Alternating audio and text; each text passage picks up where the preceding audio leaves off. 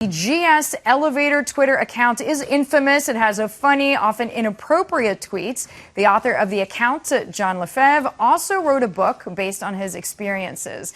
More on the inner workings of big money deal making on Wall Street. He is with me now. John, great to see you. Congratulations on the book. Thanks for having me. So I know the Twitter account had something like 720,000 followers. I was one of them before I knew there was a you. I mean, they're funny. My favorite, or one of my favorites, is like, oh yeah, when I pick up the phone, I always tell them my phone's about to die so they don't waste my time. Valuable life lessons. What made you start this account? It was simply a joke. In the summer of 2011, I was in a bar with some friends in Hong Kong, and there was a Twitter account that was famous for a fleeting moment that chronicled alleged conversations in the Condé Nast elevator.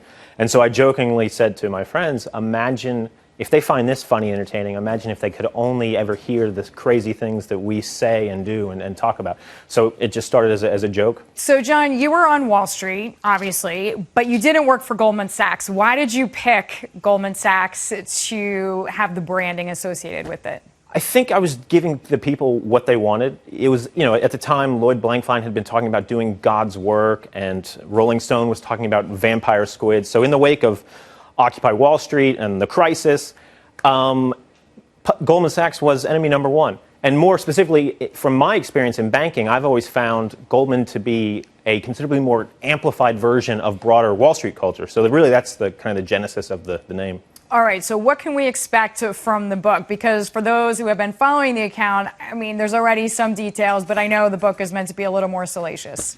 Perhaps. For me, banker behaving badly stories can be a bit of a cliche.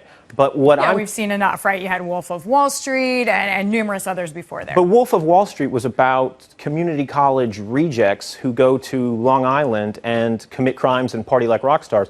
I'm talking about I'm partying like a rock star from Goldman Sachs, so it's different. Ivy League graduates, the supposed best and brightest. So I think that's a story worth telling. But more specifically, I think my vantage point has never been explored before, because you always have situations where there are a bad apple or a bunch of bad apples. But from what I saw, which was working with investment bankers and traders, working with buy-side clients and sell-side clients, and then doing deals with every bank on Wall Street, is a culture of pervasive deviance. Have you heard from anybody like Michael Lewis, for example? I have not heard from Michael Lewis. All right. I know we did send him a book. All right. Well, very good. It's great to meet you. Congratulations on the launch. John Lefebvre joining me there, Straight to Hell author.